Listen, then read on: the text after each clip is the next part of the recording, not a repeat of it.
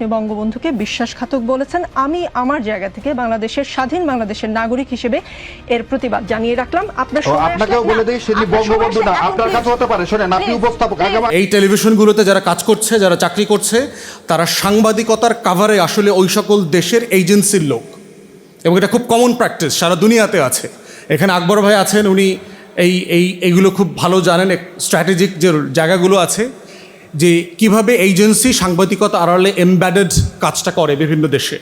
এবং শেখ মুজিবের জীবনের সবচেয়ে বড় ট্র্যাজেডি এটাই যে একটা মুক্তির লড়াইতে যে মানুষটা 13 বছর 14 বছর জেল খেটেছেন, সেই মানুষটাই স্বাধীনতার নামে পরতে পরতে বাংলাদেশ আমলে স্বাধীনতা বিক্রি করে দিয়েছেন ভারতের কাছে। এবং এটাই হচ্ছে তার জীবনের সবচেয়ে বড় ট্র্যাজেডি, যে মানুষটা বাংলাদেশের গর্বিত গান্ধী হতে পারতেন, জিন্না হতে পারতেন, তিনি বাংলাদেশের মীর জাফরের রোলে চলে গেছেন, দেশ বিক্রি করার লড়াই করেছেন। যে মানুষটাকে সামনে রেখে বাংলাদেশে মুক্তির লড়াই হয়েছে, সেই মানুষটাই মৈত্রী চুক্তি করে ভারতের কাছে বাংলাদেশের সভরেনিটি বিক্রি করে দিয়েছেন। তো সেই জায়গাতে বুঝতে হবে যে 75-এর আগস্টে কী হয়েছে, নভেম্বরে কী হয়েছে, এবং 7ই নভেম্বরের সিগনিফিকেন্স কোথায়। 7ই নভেম্বর এবং আমাদের আগস্টের লড়াইয়ের কমন ফ্রেম হচ্ছে আমাদের শত্রু চেনার রাজনীতি।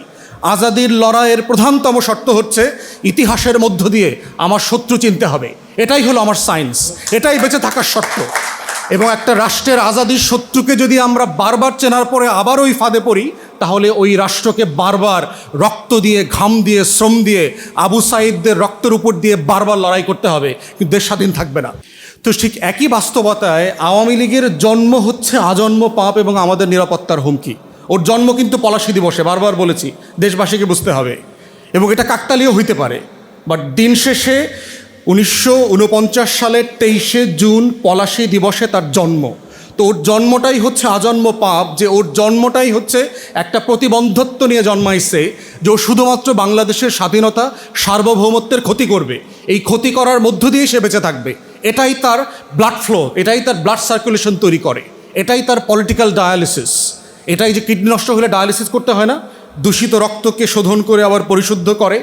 আওয়ামী লীগের পলিটিক্যাল ডায়ালিসিসের প্রসেস হচ্ছে যে বাংলাদেশের স্বাধীনতা সার্বভৌমত্বকে ধ্বংস করে দিল্লির গোলামি কায়েম করবার মধ্য দিয়ে তার রাজনীতি এবং তার রাষ্ট্র কাঠামো গঠন করা। এবং এইটা বোঝার মধ্য দিয়ে হচ্ছে আমার মাটির, আমার জমিনের আজাদির লড়াই, এটা বুঝতে হবে। এবং এই ফ্রেমটা ধরলেই বোঝা যাবে যে ইন্ডিয়ান হেজিমনি কীভাবে ওয়ার্ক করে। এবং ইন্ডিয়ান হেজিমনির ওয়ার্কের দুইটা মোটা দাগের জায়গা আছে। একটা জায়গা হচ্ছে তার পলিটিক্যাল হেজিমনি, দিল্লির পলিটিক্যাল হেজিমনির একটা জায়গা আছে। আর দ্বিতীয়ত হচ্ছে তার কালচারাল হেজিমনি, তার কলকাতা কেন্দ্রিক যে নাচ, গান, কবিতা, সাহিত্য, রবীন্দ্রনাথ ঠাকুর, তার যে চর্চা কেন্দ্রগুলো আছে, তার বলিউড আছে, এই কালচারাল ফ্রেমের মধ্য দিয়ে সেই কালচারাল হেজিমনি যেটা কায়েম করে। এখন তার দিল্লির পলিটিক্যাল হেজিমনিটা কীভাবে ওয়ার্ক করে? যে কোনো রাষ্ট্রের অন্য রাষ্ট্রে ইন্টারফেয়ার করবার সবচেয়ে বড় স্ট্রংগেস্ট ফর্ম হচ্ছে ওই দেশের রাজনৈতিক দলগুলোর ভিতরে তার স্বার্থ চর্চা করবার সুযোগ করতে দেয়া। এবং বাংলাদেশের ইতিহাস সাক্ষী, বরংবার প্রমাণিত হয়েছে, পরম্পরায় আমরা দেখেছি বারবার, যে কিভাবে আওয়ামী লীগের মধ্য দিয়ে দিল্লি তার পারপাস সার্ভ করেছে। এই জন্য দেখবেন যে 71 সালে যখন যুদ্ধ প্রস্তুতি চলছে, তখন আমাদের প্রবাসী সরকার কোথায় গঠিত হবে সেটা নিয়ে কিন্তু একটা তর্ক ছিল। মাওলানা ভাসানী চান নাই যে সেটা কলকাতায় গঠিত হোক। মাওলানা ভাসানী বারবার বলেছেন বাংলাদেশের সবচেয়ে বড় প্রবাসী কমিউনিটি হচ্ছে লন্ডনে, আমাদের স্বাধীনতার সরকার, প্রবাসী সরকার লন্ডনে হওয়াটা আমাদের জন্য নিরাপদ। এবং একইভাবে আমরা ওখান থেকে ফান্ড রেজ করতে পারবো এবং ইন্টারন্যাশনাল যে সাপোর্ট দরকার সেটা আমরা পাবো। আমাদের যারা সেক্টর কমান্ডাররা ছিলেন, যারা মিলিটারি অফিসার ছিলেন, তারা সবাই বলেছেন যে আমরা চিটাগং হিল ট্র্যাক্সে আমাদের প্রবাসী সরকার তৈরি করব। গহীন জঙ্গল আছে, আমাদের আর্মস যেটা দরকার হবে আমরা বিভিন্ন জায়গা থেকে আর্মস ক্যারি করতে পারবো, এবং এই সুযোগটা কাজে লাগায় আমাদের সভরেনিটির যে ফাইট সেটা করা যাবে। কিন্তু দেখেন, আমাদের প্রবাসী সরকারটা গঠিত হয়েছে কলকাতায়, এবং সেখানে মাওলানা ভাসানী গেছেন, তাকে কিন্তু ভারত সরকার হাউস অ্যারেস্ট করে রেখেছে, প্রচণ্ড রকম সার্ভেলেন্সের মধ্যে রেখেছে। তাহলে দেখেন আমার পুরো আজাদির লড়াইটাকে পর্যন্ত কিভাবে কম্প্রোমাইজ করতে হয়েছে। নভেম্বর মাসে যে 7 দফা চুক্তি হয়েছে, দেখেন, যে গোলামের চুক্তি, আমার রাষ্ট্রে আমার সেনাবাহিনী থাকবে না, আমার কোনো বর্ডার গার্ড থাকবে না, ভারত ঠিক করে দেবে যে আমার প্যারামিলিটারি ফোর্সটা কী হবে, আমি ইন্টারন্যাশনাল কোনো কমিউনিটির সাথে চুক্তি করতে পারবো না, তাদেরকে ইনফর্ম করতে হবে। আপাদ মস্তক আমার স্বাধীনতার লড়াইতে অংশগ্রহণ করবার যে সেই 7 দফা গোলামি চুক্তি, তাহলে সেই গোলামির ফ্রেম থেকে যখন এই ধরনের একটা সরকার গঠিত হয়েছে, তারা আসলে কি করেছে? বাংলাদেশে দেখবেন যে বিভিন্ন ফোরামে এবং ইন্টারন্যাশনাল কমিউনিটির সাথে যখন আমরা মিট করি, তখন আমাদেরকে প্রায় জিজ্ঞেস করা হয় যে আওয়ামী লীগকে রাজনীতিতে অথবা নির্বাচনে অংশগ্রহণ করতে না দিলে দেশে স্থিতিশীলতা থাকবে কিনা, নির্বাচন সুষ্ঠু গ্রহণযোগ্য হবে কিনা, এই প্রশ্নগুলোকে ডিল করতে হয়। প্রশ্ন হচ্ছে যে ইতিহাসের পরম্পরা বারবার প্রমাণ করেছে যে আওয়ামী লীগ রাজনৈতিক দলের ডেফিনেশনে পড়ে না। সে হচ্ছে একটা ন্যাশনাল সিকিউরিটি থ্রেট, জাতীয় নিরাপত্তার হুমকি। এবং পৃথিবীর ইতিহাসে এরকম অজস্র ঘটনার এক্সাম্পল দেয়া যাবে, আজকে তো সময় পারমিট করবে না, নাহলে আমি অ্যাটলিস্ট কয়েক শত এক্সাম্পল দেওয়া সম্ভব, যে ইভেন ওয়েস্টার্ন কান্ট্রিগুলো যেখানে ম্যাচিওর ডেমোক্রেসি ফাংশন করে, সেই জায়গাগুলোতেও তারা রাজনৈতিক দল নিষিদ্ধ করে দেয়, তারা প্রতিষ্ঠান ব্যান করে দেয়। রাশিয়ার একটা টেলিভিশন আছে RT, আপনারা দেখবেন অনেকগুলো ভাষায় এটা অপারেট করে। আমি ইংল্যান্ডে থাকা অবস্থায় দেখলাম RT ইংল্যান্ডে ব্যান করে দিল। তো ইংল্যান্ড তো ডেমোক্রেসির দেশ না, অনেক মত পথ চর্চা করা যায়। ইরানের একটা টেলিভিশন আছে, প্রেস টেলিভিশন, আমরা একই সময় থাকা অবস্থা, লন্ডনে থাকা অবস্থা দেখলাম যে প্রেস টিভিটা ইংল্যান্ড বন্ধ করে দিল, কোনো ব্রডকাস্ট করা যাবে না। এবং শুধু তাই না, এই টেলিভিশনগুলোতে যারা কাজ করতেন তাদের অনেককে গ্রেফতার করা হয়েছে, তাদেরকে জেলে নেওয়া হয়েছে এবং পার্সোনা নন গ্রাটা করে দেওয়া হয়েছে, দেশ থেকে বসে করে দেওয়া হয়েছে 1-2 দিনের ব্যবধানে। তাহলে এত গণতন্ত্র, এত মত প্রকাশের স্বাধীনতা, এত আইনের শাসন, এত এত এত এত গল্প যেগুলো তারা আমাদেরকে মানবাধিকারের নামে শেখায়, বলে, তারা সেগুলো কেন করলো? একটা মাত্র শুধু কারণ তারা বলেছে যে they pose national security to our sovereignty. তারা আমাদের জাতীয় নিরাপত্তার হুমকি তৈরি করছে।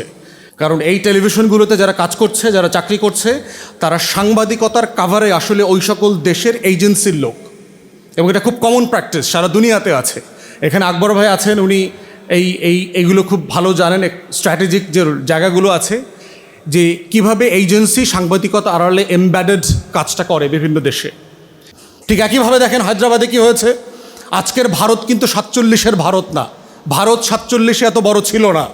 আজকের আপনার এই যে দেখেন, গোয়া দেখেন, জুনানগর দেখেন, হায়দ্রাবাদ দেখেন, সিকিম দেখেন, কাশ্মীর দেখেন, 631টা প্রিন্সলি স্টেট ছিল 47-এ, যারা ইন্ডিয়ান নেগোসিয়েশনে, ব্রিটিশ কলোনিয়াল নেগোসিয়েশনের অংশীদার ছিল না।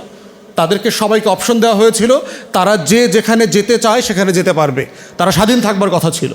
তাদেরকে দেখে কি করেছে দেখেন, 47-এর অনওয়ার্ডস ভারত প্রত্যেকটা প্রিন্সলি স্টেটকে দখল করে নিয়েছে, প্রত্যেককে।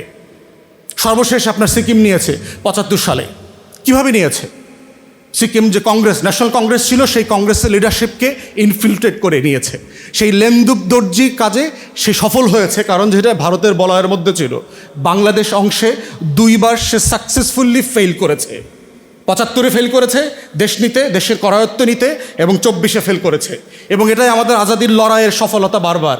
এবং বাংলাদেশের এই মাটির বিজয়ের ইতিহাস শত শত বছরের ইতিহাস। 13th সেঞ্চুরিতেও এই উত্তর অঞ্চলে দিনাজপুরে যখন মোগল এম্পায়ার আসছিল, আমাদের বাংলা শাসকরা তাকে যুদ্ধে পরাজিত করেছে এবং চুক্তি করে, সন্ধি চুক্তি করে দিল্লিতে ফেরত পাঠাইছে।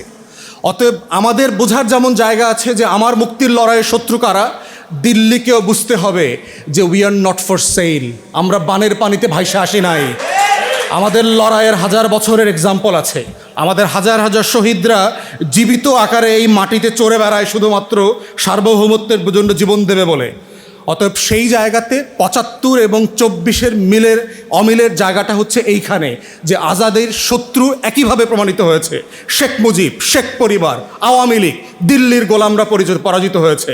এবং প্রেসিডেন্ট জিয়াউর রহমানের মতো এরকম আরও যারা শহীদ হয়েছেন, সেই রকম আজাদির পক্ষের মানুষরা এসে তখন দায়িত্ব নিয়েছেন। ঠিক একইভাবে 24-এ আওয়ামী লীগ, শেখ পরিবার, শেখ হাসিনা, দিল্লি পরাজিত হয়েছে। ঠিক একইভাবে আবার এই বাংলাদেশপন্থী আপামর জনতা বিজয়ী হয়েছে। এটাই আমাদের আজাদির লড়াইয়ের সিমিলারিটি, কন্ট্রাস্টের জায়গাটা আর কি। এবং ফিউচারের জন্য এটা মাথায় রাখতে হবে আমাদেরকে এবং আমাদের শত্রুদেরকে, যে আগামী দিনগুলোতে আমার এই মুক্তির লড়াইতে কারা সবচেয়ে বড় বাধা হয়ে আসতে পারে, সেই ড্যামগুলোকে আইডেন্টিফাই করতে হবে এবং ভেঙে দেওয়ার জন্য প্রস্তুতি নিতে হবে।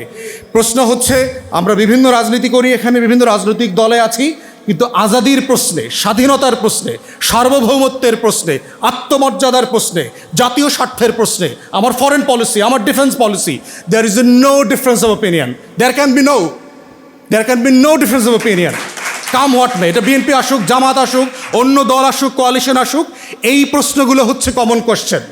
এই প্রশ্নগুলোই হচ্ছে সারা পৃথিবীতে রাষ্ট্রকে রাষ্ট্র হিসাবে বাঁচিয়ে রাখে, জাতিকে জাতি হিসাবে মর্যাদার চোখে নিয়ে যায়। এবং সেজন্যই পশ্চিমা দেশগুলোতে দেখবেন সরকার পরিবর্তন হয়, ক্ষমতা পরিবর্তন হয়, দল পরিবর্তন হয়, কিন্তু যুদ্ধের নীতি পরিবর্তন হয় না। কোন দেশে গিয়ে কার কাছ থেকে তেল চুরি করবে, গ্যাস চুরি করবে, সেখানে দেখবেন পুরো কংগ্রেস, পুরো house of parliaments agree to the position. এবং এটাই হচ্ছে জাতিসত্তার আজাদির প্রশ্ন। অতএব 7ই নভেম্বর 75 আর 24 এই জায়গাটাতে হচ্ছে আমাদেরকে একটা কমন জায়গায় শিক্ষা দিয়েছে যে আগামী দিনের রাষ্ট্র বিনির্মাণে যে নতুন পলিটিক্যাল সেটেলমেন্ট দরকার, সেখানে এই কমন কোশ্চেনে আমরা কম্প্রোমাইজ কেউ করব না। এর বাইরে হলো পলিটিক্স। আমার হেলথ পলিসি কী হবে, এখানে ডিফারেন্স অফ ওপিনিয়ন থাকবে। আমার এডুকেশন পলিসি কী হবে, এখানে ডিফারেন্স অফ ওপিনিয়ন থাকবে। কে কোথায় নির্বাচন করবে করবে না, এখানে ডিফারেন্স অফ ওপিনিয়ন থাকবে। জুলাই সনদ নিয়ে 100 ওপিনিয়ন থাকতে পারে, কোনো সমস্যা নাই। কিন্তু এই কমন মোটা দাগের প্রশ্নই হচ্ছে আগামী দিনের 7ই নভেম্বরের, আগস্ট বিপ্লবের, 24-এর এবং 75-এর মুক্তির লড়াইয়ের বার্তা। সবাইকে অসংখ্য ধন্যবাদ। সালামু আলাইকুম।